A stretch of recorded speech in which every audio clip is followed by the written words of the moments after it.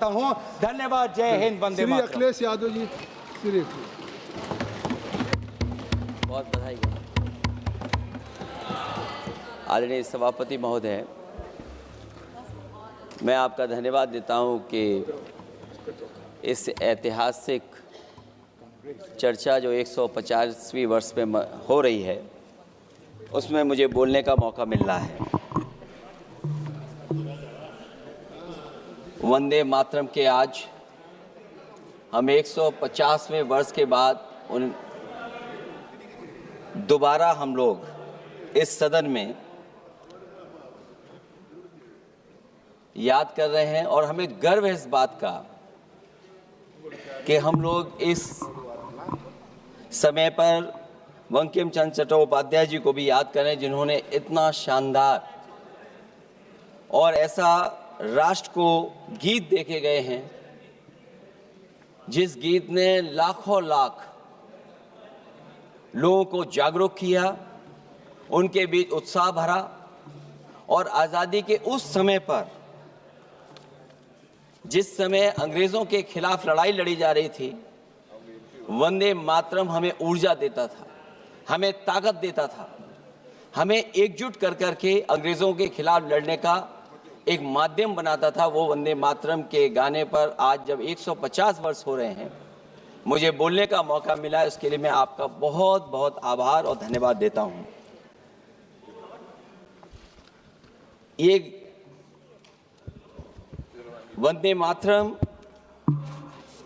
जिस तरह के हमारे पूर्व में कांग्रेस पार्टी के नेता गौरव गोगोई ने जो बात रखी, उस भावना से जोड़ता हुआ और वंदे मातरम की भावना से जुड़ता हुआ जिस समय कलकत्ता के कांग्रेस के अधिवेशन में रविन्द्रनाथ टैगोर जी ने गाना गाया, गीत गाया, उसके बाद लोकप्रियता इसकी आम लोगों के बीच पहुंच गई। और जब कभी भी लोगों को अंग्रेजों के खिलाफ लड़ना होता था तो यही वंदे मातरम का नारा दे करके लोगों को जोड़ने का काम करते थे। हमारा कोई भी आंदोलन रहा हो, स्वदेशी आंदोलन रहा हो, उसमें भी हम लोग इसी नारे के साथ चले। वंदे मातरम को लेकर के हम लोग इतना देश को एकजुट कर दिए कि अंग्रेज घबराने लगे। और जब अंग्रेज घबराने लगे तो जहां कहीं भी वो देखते थे कि नारा लग रहा है, वहां पर देशद्रोही का कानून लगाकर लोगों को जेल भेज देते। ये भी इतिहास है कि जिस समय बंगाल में बच्चों ने गाना गाया, इस गीत को अपने क्लासरूम में गाया, उस समय भी अंग्रेजों ने उनके खिलाफ मुकदमा लगा के उन्हें जेल भेजने का काम किया। ये वंदे मातरम अंग्रेजों ने बैन भी कर दिया। 1905 से लेकर के 1908 तक बैन कर दिया गया और बैन के बाद भी लोग माने नहीं, हमारे क्रांतिकारी लोग माने नहीं और वंदे मातरम को हमेशा उन्होंने अपने दिल और दिमाग में रखा और जनता के बीच में इस आंदोलन को आगे बढ़ाते रहे। सभापति महोदय, जो हमारे सत्ता पक्ष के लोग हैं वो हर चीज को ओन करना चाहते हैं। ये 150वें वर्ष में जब हम वंदे मातरम याद कर रहे हैं, बंकिम चंद्र चट्टोपाध्याय जी को हम याद कर रहे हैं कि उन्होंने इतना महान गीत हमें दिया है। सत्ता पक्ष के लोग समय समय पर हमें देखने को मिलता है कि जो महापुरुष उनके नहीं हैं या जो चीज उनकी अच्छी नहीं है उनको वो ओन करना चाहते हैं। 150वें वर्ष वंदे मातरम, मैं अभी वो बात कहूंगा और मैं बात कहूंगा और हमारे मंत्री जी उसका जवाब देना। सभापति महोदय, क्योंकि ये बात ओन करने की आ रही, अपनाने की बात आ रही, तो मैं सभापति महोदय, मैं अपने सत्ता पक्ष के लोगों को याद दिलाना चाहता हूं। सत्ता पक्ष के लोगों की जो पार्टी आज है, भारतीय जनता पार्टी, जिस समय गठन हो रहा था, हमारे मुंबई और महाराष्ट्र के लोग जानते होंगे कि जिस समय गठन की चर्चा थी, उस समय आपके जो अध्यक्ष चुने गए थे उनको जो भाषण देना है उस पर भी बहस चल रही थी, और बहस इस बात की थी कि भारतीय जनता पार्टी सेकुलर रास्ते पे जाएगी, सोशलिस्ट रास्ते पे जाएगी कि नहीं जाएगी। तमाम विरोध के बाद भी उस समय के उनके राष्ट्रीय अध्यक्ष जो चुने गए थे, उन्होंने वही रास्ता अपनाया अपने भाषण में। समाजवादी आंदोलन, समाजवादी विचारधारा और सेकुलर रास्ता अपनाया। और वही नहीं, जो उनका मंच था उसमें जयप्रकाश जी की तस्वीर लगा करके भी उन्होंने लोगों को ये भ्रम फैलाने की कोशिश की कि जेपी के रास्ते पर भारतीय जनता पार्टी चलेगी। बताएं माननीय मंत्री जी, आप कितने सेकुलर हैं आज, कितने सोशलिस्ट हैं आज? अभी गौरव गोगोई जी ने ठीक कहा, इंडिगो का हवाई जहाज उड़ नहीं रहे हैं, उड़ नहीं रहे कि उड़ाए नहीं जा रहे हैं? उड़ाए नहीं जा रहे। और क्या बात कही गई थी कि गरीब भी उसमें चल सकेगा। इसलिए सभापति महोदय, मैं बात दूसरी तरफ नहीं ले जाना चाहता हूं। वंदे मातरम सिर्फ गाने के लिए नहीं है, निभाने के लिए भी होना चाहिए। सभापति महोदय, आज हम आकलन करें, पीछे मुड़ करके देखें कि हम इस वंदे मातरम को कितना निभा रहे हैं। जिस वंदे मातरम ने आजादी के आंदोलन में सबको जोड़ा, आज के दरारवादी लोग उसी से देश को तोड़ना चाहते हैं। ऐसे लोगों ने, सभापति महोदय, ऐसे लोगों ने पहले भी देश के साथ दगा किया और आज भी कर रहे हैं। ये चर्चा तो जोड़ने का काम करेगी ना अखिलेश जी, क्योंकि आज वंदे मातरम की चर्चा, वही मैं कह रहा हूं, वंदे मातरम में जोड़ने का ही काम करेगी। वंदे मातरम कोई दिखावा नहीं है, ना ही राजनीति का विषय है। क्योंकि सभापति महोदय, हम जब ये चीज इनके विचारों से, इनके भाषणों से जब बाहर सुनते हैं तो ऐसा लगता है कि वंदे मातरम इन्हीं का बनवाया हुआ गाना है। जिन्होंने, सभापति महोदय, जिन्होंने आजादी के आंदोलन में भाग ही नहीं लिया है, वो वंदे मातरम का महत्व क्या जानेंगे। सच तो ये है कि सरफरोश लोग वंदे मातरम दिल से बोलते थे। उन आजादी के दीवानों के खिलाफ कुछ लोग अंग्रेजों के लिए जासूसी और मुखबिरी का भी काम करते थे। दरअसल ये राष्ट्रवादी नहीं बल्कि राष्ट्र विवादी लोग हैं। जहां विवाद करना हो, कभी अंग्रेज विवाद कर करके, डिवाइड कर करके, डिवीजन कर करके राज किया करते थे।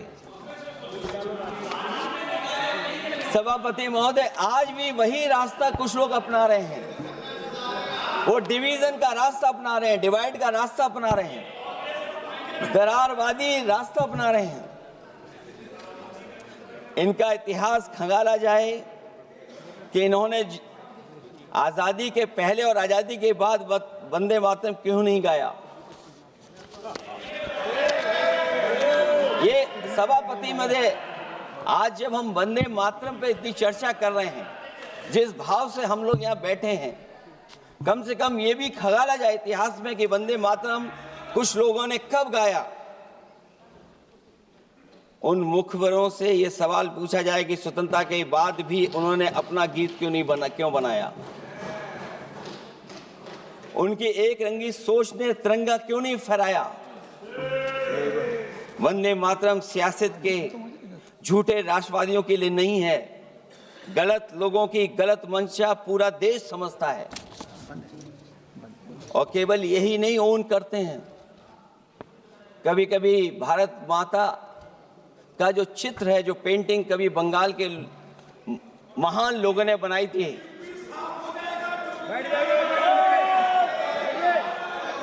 सभापति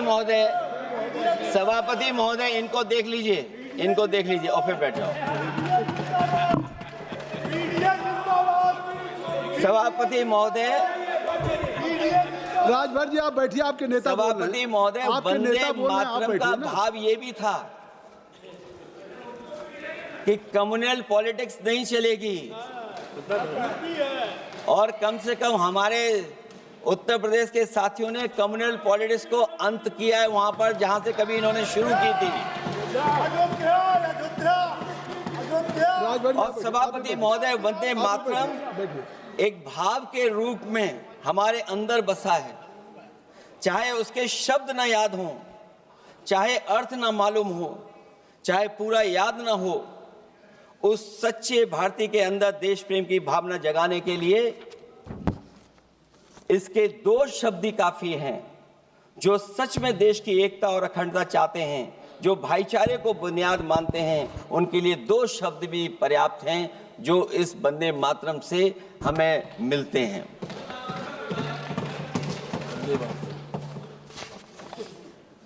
दूसरा किस्सा सुना दो अध्यक्ष महोदय। सभापति महोदय, इनका इतिहास खंगाल लीजिए, पूरा निकाल लीजिए।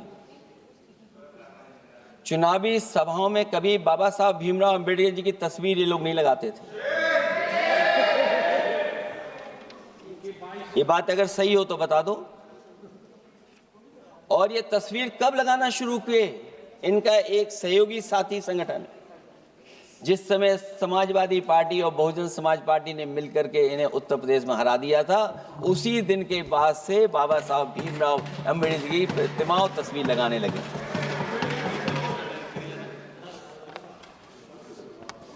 इसलिए सभापति महोदय,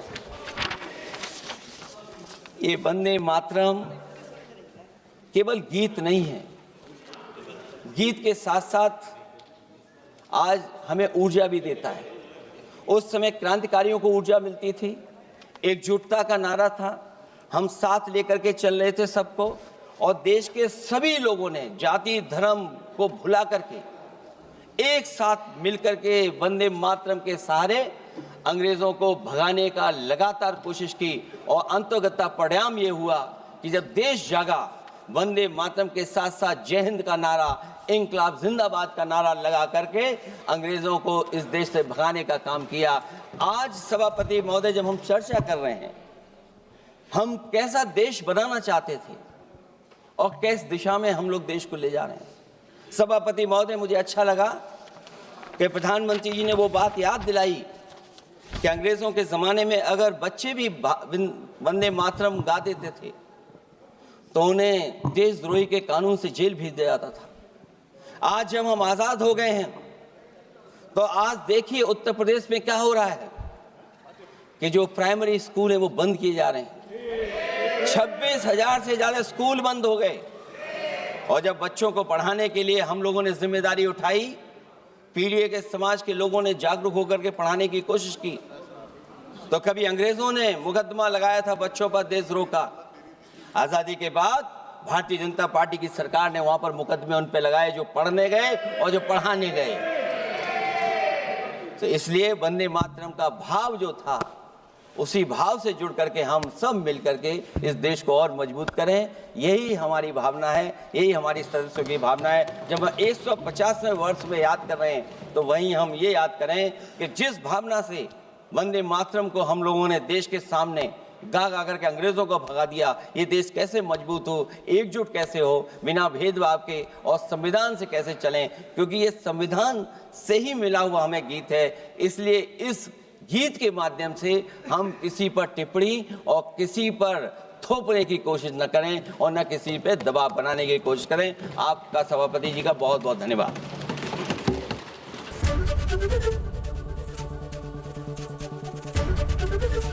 एबीपी गंगा, खबर आपकी, जुबान आपकी।